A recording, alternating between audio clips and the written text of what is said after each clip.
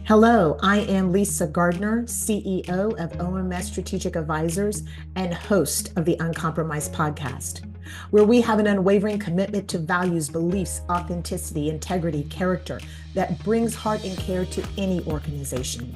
Today's guest is Darren James, the president and equity partner at KAI Art Enterprises. He brings a wealth of experience from his influential role in shaping community spaces and creating significant architectural landmarks.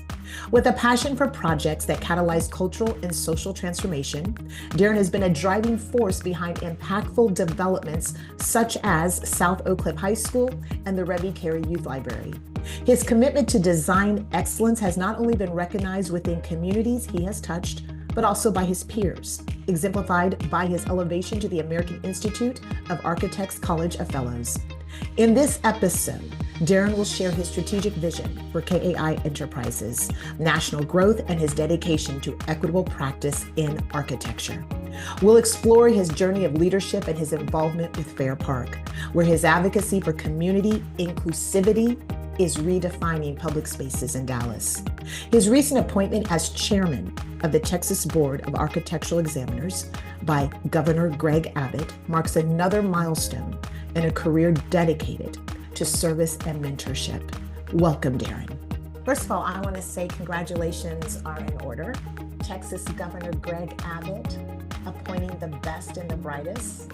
As that appointment happened, I was trying to get my question in order here, Darren, but as that appointment happened, looking back over your whole life, looking back over how your parents raised you, the communities you were in, can you give us a glimpse of the emotion or the feelings that you experienced It's at that appointment? Yes. it was kind of surreal and amazing. As I was going through architecture school, I wanted to be an architect for a very long time. The regulatory side was not something I never really thought about. And so it was just kind of an evolution of my service to the community and in the profession as well.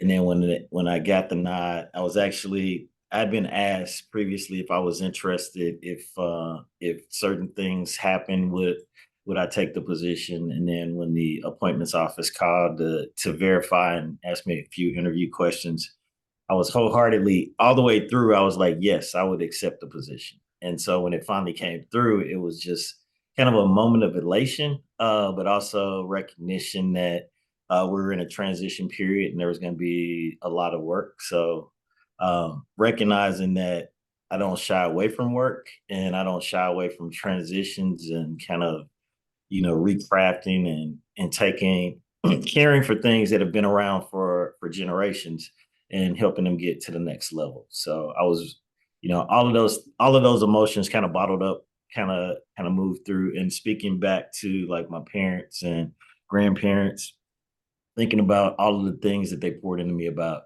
giving back to our community and just stepping back and thinking about, what can I do to make this place better, make our profession better, and what does my voice do? And so being able to kind of think about those conversations as we were going on family trips or talking to my dad on Saturday mornings, those things were, all kind of well up now when you think back on it. Absolutely. It all adds up, doesn't it? Yeah. And you had great parents because what they first poured into you wasn't the material thing, but it's the passion, right? And your passion has opened up doors for you. Yeah. And you're working in that gifting too. Your gifts have opened up doors. And so I think that's what went through my mind when I heard about the appointment. I thought I first of all, his family, his, wife, all of it. I just imagine how proud they were of that Yeah. moment. You sit back and you watch your dad. Like I learned a lot from my dad. My dad is kind of my lifelong mentor. Everybody's like, "Who's your mentor?" It's like my dad and my grandfather, and obviously a bunch of people along the way. Right. Um, I watched him do things in the community. I watched my grandfather be a lay leader at the Catholic Church, and I watched my dad be a scout leader. And so those things, and then I saw him do civic things, and I saw my grandfather as a historian do certain things. So to kind of live on that legacy and to stand on their shoulders and, absorb the things that they poured into me and actually manifest those is actually pretty powerful. And I tell them thank you for the lessons I learned. Absolutely. Absolutely. Well, I can tell you, Lawrence and I were grinning ear to ear, just very proud. So, Well, thank you. yes, yes. Well, let me tell you, where did you grow up? I know St. Louis, right? But how did the environment of your upbringing, which includes you talked a little bit about your parents, siblings, community, contribute to how you have made the hard choices not to compromise? Because Darren, I've had a up and close personal look. We have our company has done business together. You are definitely a person I could vouch for that you do not compromise. And what learnings from your community contributed to who we see today as Darren James? Well, first and foremost, I want to thank you and Lawrence because you guys prayed for me at the very beginning, one of the first times we met. And this year has been my year of recognition and thanks. So I want to thank you guys for praying because those foundational prayers helped me get to where I am. But Mm, to step further back, I wanted to be an architect since I was about 6. I was playing with a toy, and my dad came in and he's like, "You should consider being an architect." And since that time, I've wanted to do that. My grandfather and grandmother used to travel. So one year they would travel abroad, and the next year they would travel to visit their other sons. So my aunts and uncles, and we get to go see our cousins. And as we were driving around, I started to notice that certain things, especially growing up in St. Louis, there's a disinvestment in communities. And it was interesting that in certain communities and certain zip codes, civic centers and libraries look like bunkers and they weren't inviting and there wasn't natural light. But then we go to other parts of the metroplex, or we call that the metropolitan area in St. Louis. So the city or the county, and we go to other areas and then we like, wow, this was built about the same time. But there was a disconnect in the community. So my practice and my profession and my passion has been informed about making sure that good design is given to you wherever you happen to stay. And so we practice primarily in some underinvested, underutilized, undercapitalized communities. And so we bring that same level of sensitivity of good design, and we don't go in with a preconceived notion we've got to protect this at all costs. That was informed by me growing up in areas where my grandmothers lived, or, I played as a kid and, just traveling around the country and you start to see, it's like, this is interesting. It's not unique to St. Louis. It was kind of happened across the entire country in the urban areas. And that disinvestment is something that I wanted to kind of break as we move forward. So the uncompromising piece is because my dollar is from the zip code doesn't mean that it spends any less than another dollar. And I think that was informed when I got to the Texas Women's University. I was there as a university architect. And I started to see how it wasn't just urban communities, it was just smaller organizations. We had design professionals come and send us their junior level people because they're trying to cut their teeth and working on collegiate campuses, and then they go to the UTs or the A&Ms of the world and send their A teams. I'm like, look, my dollar is just as green and still supported by public dollars in the state of Texas. Your tax dollars go here, so I need to get the same level of service. And I carry that forward too. So every place I've been, I carry those lessons and kind of amalgamate those into the way I am today. very good. Sort of a leading question after that is, what have you seen the challenges? Obviously, you are bringing equity to areas where there has not been equity. What are some of those challenges?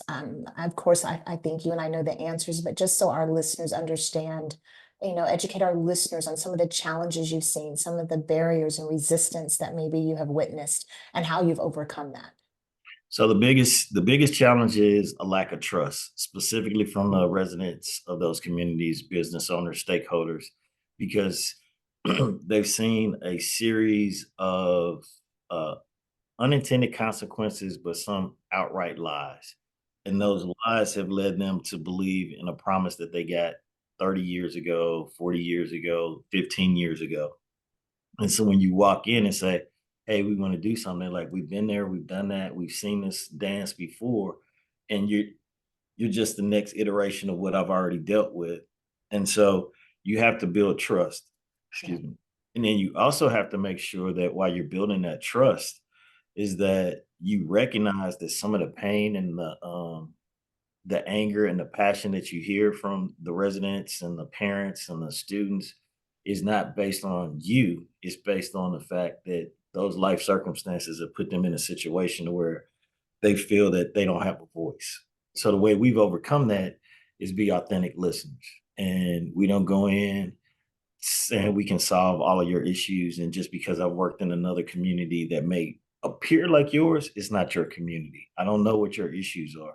And the only way I can get to know what your issues are is have a conversation. And I have to be receptive to all of those things that you want to tell me.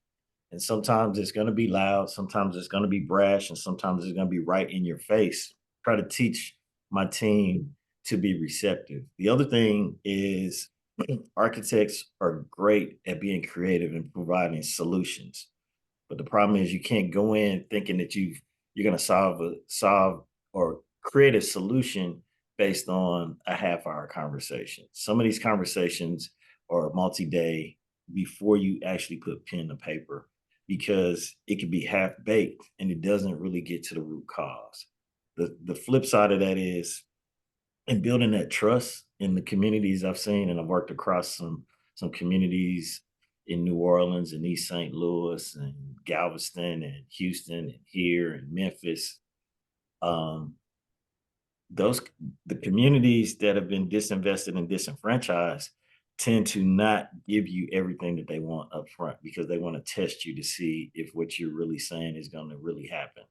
And Yeah. so sometimes they'll give you a little bit to see if you're going to respond the way that they anticipate you're going to respond. And if they Right. see that you're actually listening and incorporating their ideas into the process and into the project, then they give you a little bit more. The thing we do tell them up front is, I want to hear everything. Doesn't mean I can promise you and give you everything, but if I don't hear it, it's going to be an issue when we get to the finish line. So, Absolutely. but what you see in this marathon of conversations is there's a little bit here, there's a little bit there. And then by the time you get to kind of I don't want to say the final solution, but let's say you get to a solution that you're starting to present, there's one last thing. And all of those things could have been wrapped up in the very first conversation, but they don't trust you because you're not from the community initially. And so they're not going to give you anything because they have to guard themselves. They have to protect themselves. And so we have to recognize that you're not going to get every bit of information you need in two or three conversations. Some of these conversations are going to be focused in large groups. And then the other thing you're going to find is some of these conversations, or they just happen to run into you at a grocery store or the gym, and there's one more thing they need to tell you. So as design professionals or management professionals, we have to be receptive to hearing those in whatever venue we may be. Absolutely. You remind me of, one of the reasons that Lawrence and I decided to go out on our own 15 years ago, because we believed, even though of course, our clients have been completely different, but it is the way to do business is to start with your why, and for the other side of the table to understand your why. Mhm. And what you're talking about is they're understanding your passion for them. They're understanding your trust, the care that you have for them, which builds the trust. And for me, that is the only way to do business. I think that both sides of the party come to the best version of whatever is needed, right? And so, but when you're talking about these communities, I absolutely can understand why it has to be a built up trust. And there's a lot of historical reasons why, well, we won't get in this podcast, but there has to be a built up trust. I can only imagine what they've witnessed and what they've seen, and what has come at them. So And then you got to realize it's tenuous at best. Just because you build trust, you can destroy that trust very quickly. So you have to be very careful about yes. your intentions. And people read hearts. people see Yes. authenticity, and they can see if you're being disingenuous. So you have to always be authentic, and you have to let them know the things that are happening so that they're not blindsided and then you lose their trust. Because once you lose their trust, and it doesn't matter where you are, if you lose trust of your stakeholders, which are not all the times your clients, sometimes the stakeholders ripple out because we believe in affecting the entire community. Mhm. If you lose that faith or trust, it just makes the process much more difficult. Absolutely. I believe that we're on a very short leash, very short leash. So, Right. yeah, I hear you. I hear you. That was excellent. What is your strategic vision for KAI? I know that you are president, but you're also an equity partner. Yes. What is your strategic vision for KAI Enterprises' national growth and your dedication to equitable practice and architecture, which you've already touched on there? But what else is your vision for KAI? So we are a 170 person firm, which is pretty significant. Every day I have to wake up and think about the families of the 170 people we employ. Strategically, we have four verticals. So we're in the design space, which is architecture and interior design. We're in the engineering space, which is mechanical, electrical, and plumbing engineering. We're also in the program and construction management as an agent space. And then out of our Missouri office, we do construction as well. So we have those four verticals, which are four distinct independent companies under an umbrella organization. You're in Atlanta, DFW, and St. Louis as our primary offices. So we can touch the Southeast, Southwest, and the Midwest from those locations.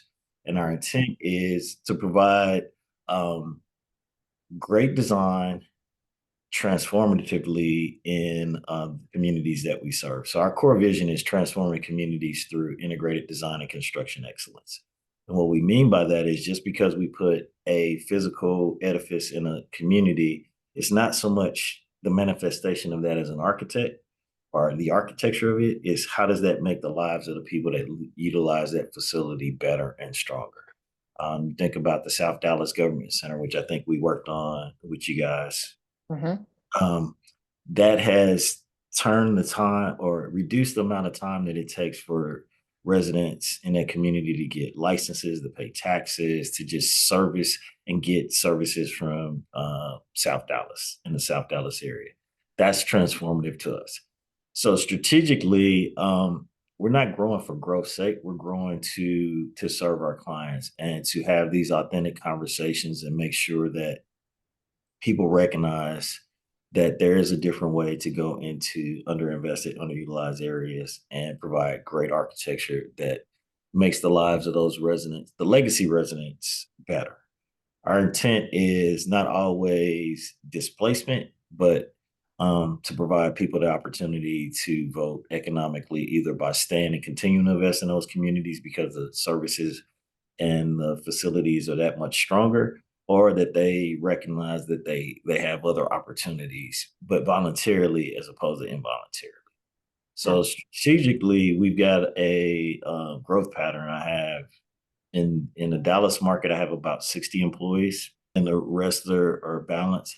And I remember when I started about 20 years ago, there was about three of us kind of working throughout. So I've seen tremendous growth, but it's all strategic, looking at projects that are kind of recession resistant, that allow us to kind of navigate the economic variables that happen on a cyclical nature.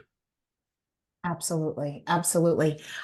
Yeah, going back to the project we did together, I mean, that was transformative, like you said. It's not just to put a beautiful asset in the middle of an area, but how is that asset working for the area from an economic standpoint, jobs functioning better? It reminds me a little bit of what Microsoft is trying to do. I know it's a larger company, but you Mm. know what they did in Atlanta Right, with Dallas, you know, and just trying to create an educational platform, a better resource of educational platform for the students that live in that area of Atlanta, right? right. So, um, but that is something that KI's done. Tell me about Fair Park. What I know you have a project with Fair Park. Tell us a little bit about that. So KAI doesn't have a project. That is one of my passion efforts. So I'm the Okay. president of the board for Fair Park First, and as board officer, actually as a board member, but as a board officer, we Right. can't participate economically. And I've been president since the inception. So 2018, I was elected board president, and I've served in that role since that time. Our intent was to activate that 277-acre city owned asset is owned by the city of Dallas, along with the variety of different buildings, historic as well as various stages of utilization and operation, and bring people back to the park on a year-round basis. We've done that to I think we've exceeded some expectations. And the other thing we wanted to do was create a what they call a neighborhood park in our management agreement, and we've actually expanded it as a community park. So it's a little bit larger, and then we're going to put parks around the park. The first thing we had to do was a master plan update. So there was a master plan back in 2003. It was updated in 2014, and they asked us to kind of revamp that 2014 master plan. And that was a 20-year strategic vision, which we broke up into 4 phases. We are solidly in those phases, which is um, bring a community park. We've actually worked with the council of governments and the federal government and the Dallas County to create a loop trail around the park, which is gonna connect to the Santa Fe Trail. And so, and then we're going to create little parklets at each of the main entries. So we soften those entry points. We've brought, through a partnership, we've brought the Rolling Stones, brought Coldplay, Broadway Dallas is rebranded. There's a new tenant that's managing the Children's Aquarium. And then we just broke ground about 2 weeks ago on a $140 million investment in the Cotton Bowl, which was predicated on a state law that we, in concert with the Hotelier Association, championed down in Austin, which then had to be ratified by local citizens. And that was ratified in November of 2023, 22, November 22, which allowed us to tap in and use hotel tax to fund capital improvements on facilities that impacted overnight stays. There's a 80-20 split between the convention center and Fair Park, but we're utilizing the first tranche of our 20% to impact the Cotton Bowl, which will be ready for game day 2025. Those improvements, we worked all last summer to get those improvements kind of scheduled, were designed, scheduled, costed, and then presented to the ADs of UT and OU as they transition into their new conference, the Southeast Conference, and they've agreed to extend their contract from 2026 to 2036. Very good. So Very now we've got longevity, and that takes us into 2036 is the bicentennial of the state of Texas. So Fair Park is moving along and doing things that we've been very respectful of our community. Most things in Dallas that have been racially charged have happened around Fair Park in the last 80 years or so. And so we are working very delicately around some of those historical things that have created some negative equity when we've taken over. And now we've created some positive influences. We've also worked with the local arts community and created an arts overlay, which allows us to do grant funding for various organizations that are state dollars for various organizations, from Deep Ellum to the South Dallas Cultural Center. So those things that are outside the parameters of the park, as much as we go, we typically try to focus inside the property boundaries so that we can impact the things that we can do and activate. And what we've seen is COVID actually encourage people to get out and utilize green space. But right. we've seen continued green space use since that time. And there's a lot more people that are coming to the park and going to the Children's Aquarium or going to the Texas Discovery Gardens or visiting Broadway Dallas. Hamilton was a great uh Yes. segue into bringing people back, but there's been a lot of other plays, and then Live Nation activates the Dos Equis Pavilion, and they've actually partnered with Broadway Dallas, so there's shows that they have at the pavilion as well as the music hall. So then Dr. Robinson is just, he is phenomenal. And so the African American Museum Yes. just received a historical designation marker. There's a plaza that's just recently been named for him and his longevity. But the African American Museum had a touring exhibit of the Smithsonian. It was one of the first ones that was west of Mississippi in the center of the country. Wow. Wow. I mean, that's phenomenal. I'm thinking about what would keep people, I know they come and it's a designated spot, an intentional spot to come and see a play like Hamilton, a musical like Hamilton, or come to the African American Museum.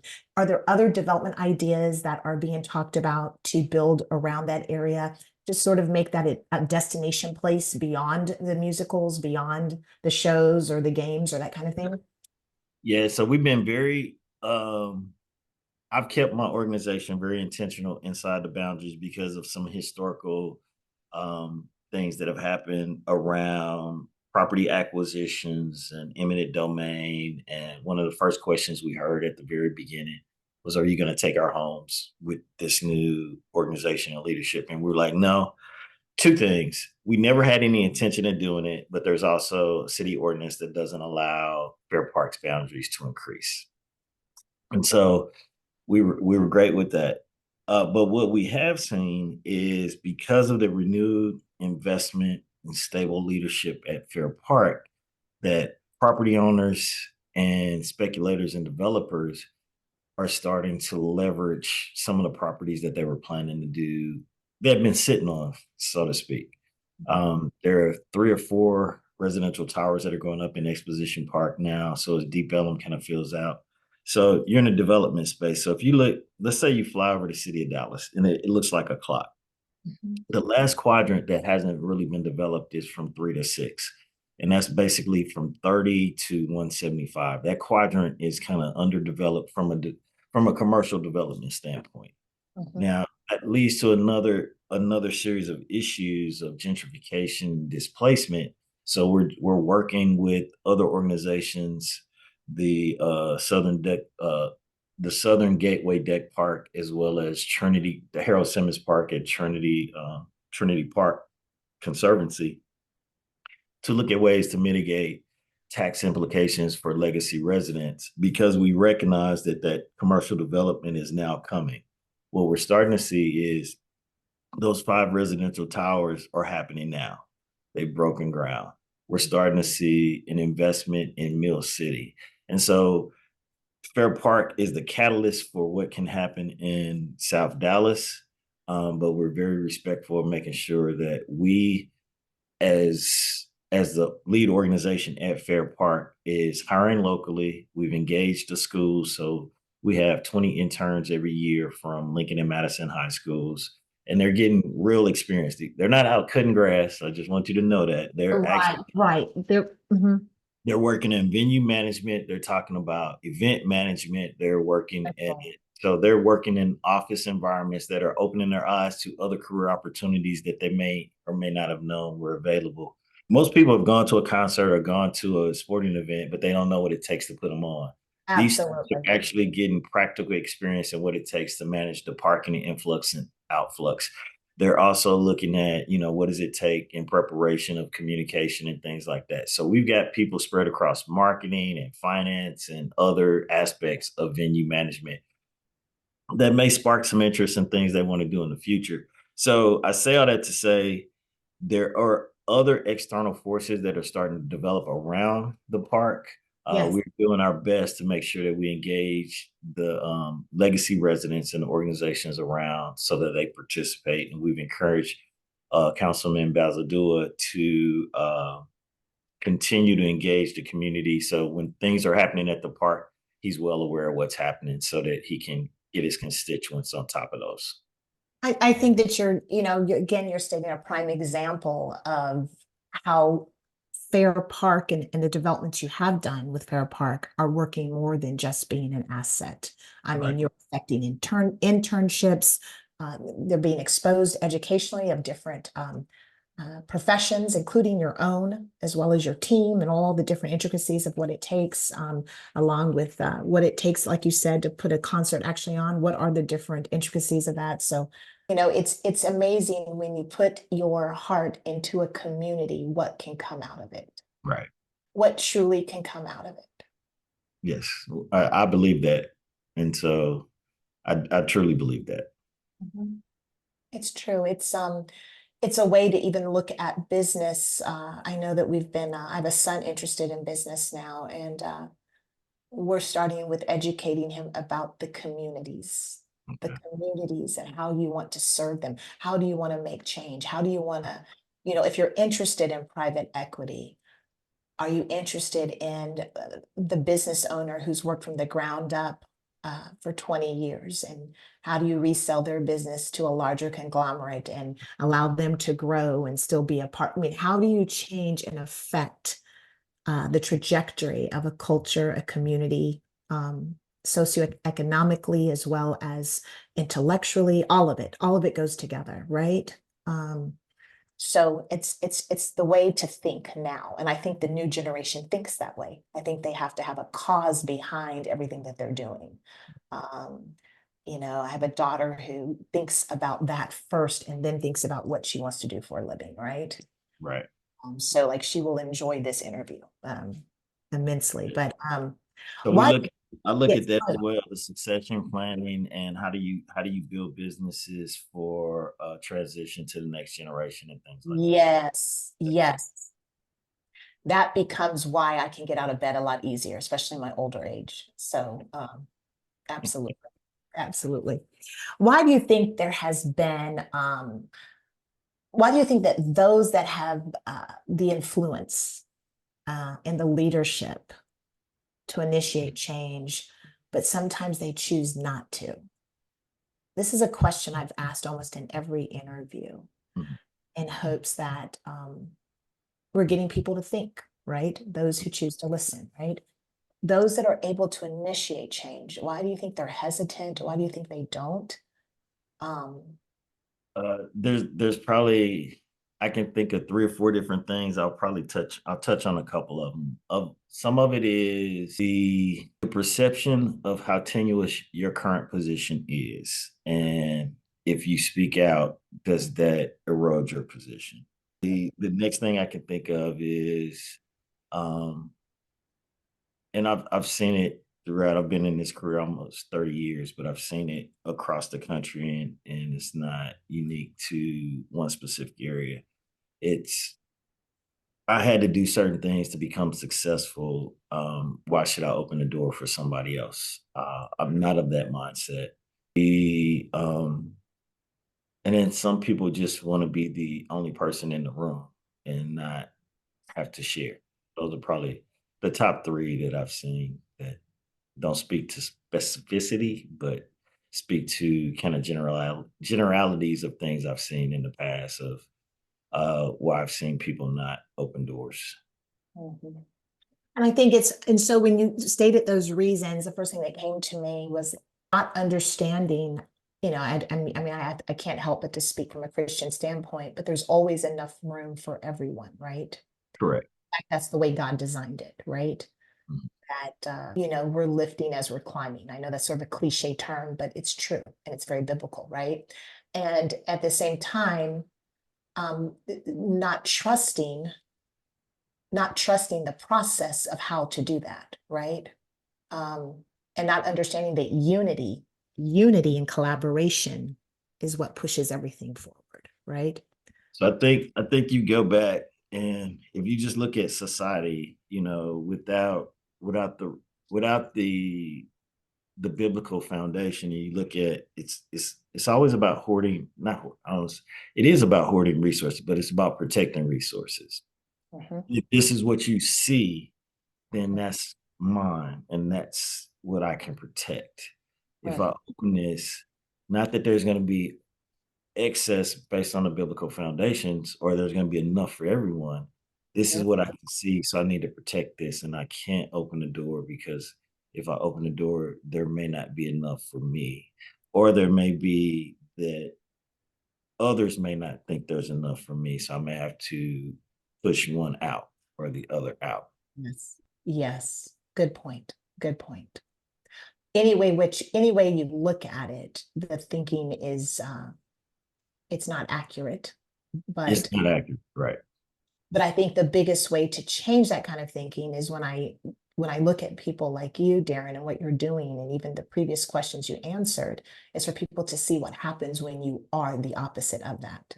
Mm. You know, um, Yeah, that's one of the philosophies I learned a long time ago. So other than my dad and then my grandfather, I don't have like a consistent mentor. I've learned from everybody I've interacted with. But the thing I've done is because I've run across a lot of these issues that you're talking about and seen it from a variety of different perspectives from the owner side, from this side, just from being uh just just being a, a, a citizen of the world, mhm, is I don't hold anything back. I'm going to, if someone asks me to mentor them and we agree to kind of enter that relationship, I'm gonna give them everything I have. You know, mhm. if you surpass me, great. If you stay around, great. But I want you to be the best person that you can be. And Abs- there's no reason for you to bump your head against the wall. And I could easily say, do it this way, or this is the way I did it. Not necessarily saying you have to do it the same way, but at least take that lesson and internalize it and figure it out. So the way I do it is I learn from everything. I internalize the things I like and I discard the things that don't work. Absolutely, absolutely. I had this talk with one of the guests, Herman Bowles. He was talking about you know, pet or threat, right? Pet meaning that you bring someone, you mentor them, you sponsor them, but then all of a sudden, the person you've been mentoring or sponsoring becomes a threat because they are going to, they're about to surpass you, possibly, Right. right? They're Right. getting something right. And we talked about how to truly be a mentor, an effective mentor or sponsor, you have to be very, very open and very caring about the fact that you're doing a great job if the person does surpass you. That means that you ought to be honored that you were part of that journey, Right. right? So you're secure with where you are, you're secure with who you are, right? And that goes with, like you said, not wanting to be the only person in the room, not wanting, understanding there's enough room for everyone. So in all that we're saying, um, it's having a healthy outlook on how to handle that journey and that process of helping others and pulling up others as you climb, right? Yeah. So The intent is that I need them to get beyond me. I may not yes, see I may not see the things that they see.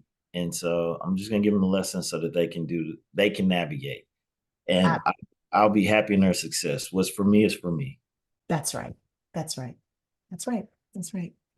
Let me ask you this. I mean, Darren, you've been at it for a while, and I love to hear everyone's answers of how they manage rooms that don't look like them. Mm. Um, Share some key communication strategies and maybe some other strategies that have helped you create a win-win for all. So when I was at University of Kansas, I was in some rooms. Obviously, it's a predominantly white institution, but I was in some rooms that I needed to learn how to speak. And as a young person, one of the things, I'm very observant. So I tend to see and recognize that people receive information differently, and not everybody in the room receives information the same way. So what I've learned to do is communicate effectively with the individual and not the room. I read the room, but I communicate with the individual. And in communicating with the individual, and there may be multiple touch points.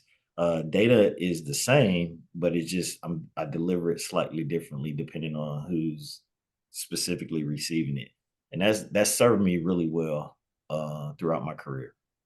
I Absolutely. continue to refine it, but that served me really well in communicating. And then recognizing that it's not just the way they like to receive information, is recognizing um what their touch points are and what their sensitivity points are.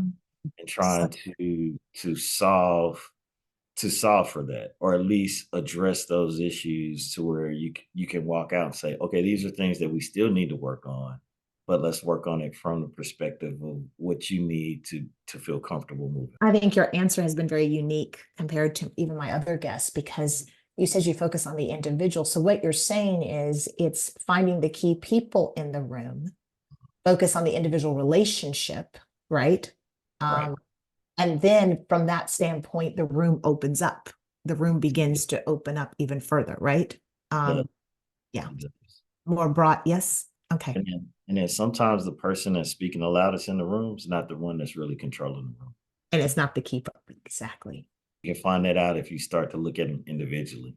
A lot of times it's actually the more quiet, more methodical thinking person in the room. And you can see they're running the show. Right. Yeah. More strategic, quiet thinker. Absolutely. It's good. It's good. Um, if you would rewind the clock, I'm going to ask you 3 more questions and I'll let you go. But if you were to rewind the clock 20, 30 years, what would you tell your younger self? Wow. So my personal philosophy is seize the day.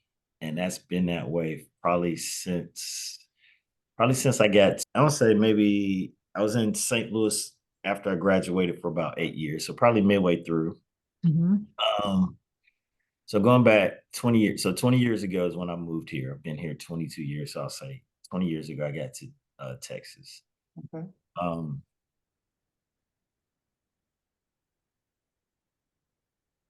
I think I would just be like, enjoy this. It's gonna be fun. There's gonna be some frustrating days, but it's gonna be fun. There's nothing I don't see anything I would say 20 years ago to be like, hey, you should think about this before you do that. Mhm. And then you step back 10 years before that, it's I think it'll be trust yourself and recognize like the thing I see now is I see individuals, and I think it took me a while to get to where I trusted that. I think 30 years ago, I'd say trust yourself faster in seeing the people the way you actually see them. You really do see them. You're just not trusting that what you're hearing is the truth. And so 30 years ago, I would say that. That's good. That's good. 10 years ago, I think it would be, I don't know. I've been I've enjoyed life. I really enjoyed life. Somebody's like, you're really enjoy. I am enjoying life. I'm having fun. I can't think of anything I would have told myself differently or said, hey, pay attention to this. That's excellent. I would say by just up your observation, you're fulfilling the destiny that's been set before you. Enjoy it because it's part of your anointing and gift. It truly is. And Yes, I feel it, and that's why this year I'm thanking you for it. I knew we were gonna have this conversation, so I definitely want to thank you for your prayers at the beginning. I remember you guys praying, and so I thank you for those. I don't remember, but I know that you're always in the heart of my husband and I. We were always you're first on the list. You know, I know you get calls from him Yeah, quite frequently throughout a year. So in fact, I know he's going to be calling you the next couple of weeks about something. yeah. So but yeah, it's you are that was easy. That was easy. I don't even remember praying, but I do remember just as soon as we made our connection and just seeing you and meeting you in person, I know what I felt in my heart, and Lawrence did too. So that was very easy. So let me ask you this: what leaders have affected you? If you can name it, what leaders have affected you that have also ran organizations like you're doing that you often think of, or it could be current leaders, it could be leaders you don't know. What leaders and then on top of that, what are some books that you have read? What are you reading currently, or what have you read that has affected change in you as a leader, or um, brought more success to you, or more educational knowledge to you about being a transformative leader? Because that's what you are, Darren. So Probably Michael Kennedy Sr., who was the founder of this company. He's probably I've learned a lot from him as well. Watching him, the first architect I worked for, Tom Eatman, his firm, I learned a lot from him. I still rely on them and talk to them from time to time. There was a developer in Kansas City named Don Maxwell, and Don actually saw something in me. I was working at Best Buy and he was like, "What are you doing here?" I was like, "Well, I had a job, don't have a job." He's like, and he saw something in me and I learned a lot from him and his number two, Don Lee. Those guys really poured a lot into me. Obviously, my dad and my grandfather poured a lot into me. Um, in this market, Wendy Lopez was somebody that really wanted. Is like I saw her trajectory, and she's a genuine person. I've learned a lot from her. Uh, Yes. so I learned a lot from her, and then I run into other business leaders that I learned a lot from, or that have helped me over the years. Um, Fred Propal, the CEO of Beck, gave me a shot at the Citizens Council. I've learned some things from him just having conversations. Mayor Rollins, I learned a lot from in just watching the way that he navigated the horseshoe. Uh, Mm. and then there were a couple of mayors in St. Louis, and then my brother was a city council person in Ferguson, Missouri, and I watched, his stoic leadership during a very trying time when Michael Brown was Mm. used by the police officer. Mhm. Um, so, he's one of my heroes, but he's my younger brother, but he's still one of my heroes, and I've learned from him. So people like that, and then I think one of the most outside of my family, my uncles, my Boy Scout leader, Mr. Boyd, for him to give up his Saturdays for us to go camping once a month and to do things and pouring us, there are life lessons I learned in that. And then just people from my fraternity and some of the sororities that I know. I, I I learn a lot. Arcelia Acosta is somebody that I've seen do some great things in the city. Absolutely. So wait a minute, how long were you in Scouts? Just curious. I made it to Eagle. You made it to Eagle. That's what I wanted to hear. My son made it to Eagle as well. Oh, cool! Congratulations. Yes, Yeah, I did not know that I would have connected him with you, yeah. but I still may. I think that would be such a great connection. Lawrence, he's 17 now, a junior. Okay. So Yes. yes, he's made to Eagle. I think the challenge is staying involved. But you talked about your brother being the city councilman at Ferguson, Missouri. Tell me a little bit more about just as a family, how did you support him during that time? There wasn't a lot that he could say publicly, or because of the things they were having to deal with. Uh, Right. but it was just providing that support, letting them know when they had their very first council meeting after everything happened and kind of settled down. I flew up to St. Louis and sat in the audience and supported, made sure that he knew I was there. Obviously, he knew I was there, but made sure that he could see me in the audience, to give him that kind of moral support. Just gave him the space to do what he needed to do in that time, and let him know that didn't ask him and pepper him with questions. Hey, what's going on? You're on the inside. Right, right. You can't do it, right. Nah, so we didn't do that, and so kind of gave him a space to where he could just kind of disconnect and do the things he needed to do to kind of navigate that time. Well, you reminded me, this is where I believe adversity works for us. Because you can't tell me, Darren, that witnessing that up close did not drive more fuel for you to do what you do today. I mean, absolutely. And that's where adversity works for us. Yes. What are you going to do with it to multiply what needs to be multiplied? There's a lesson in everything that we deal with, and so it's how do you leverage that to a greater benefit? Absolutely. Absolutely. Well, Darren, we're long overdue for, I think, think, a family dinner. Yes. Wait a minute. How many kids do you have, Darren? 2 girls. How old are they? 38 and 28. Okay, so you need to be mentoring Lawrence and I then, because we're learning how to parent. It's called adulting, I guess. Yes. Okay. Yeah, we need a little mentoring. I'm just. Oh, no, I can help with that. So I'm definitely family dinner in order. I will actually be emailing you about that. Okay, sounds good. Well, thank you for saying yes to being on the podcast. Well, thank you for asking. Well, when I made a list of people, I mean, Darren, you were at the top of the list. You know, I've been trying to get you on here for quite some time because truly, it's not people who live perfectly. It's people who really redirect themselves daily to live a life uncompromised in everything they do. And you're an example of that to our community and even the communities outside of Texas, obviously. So just thank you. Thank you.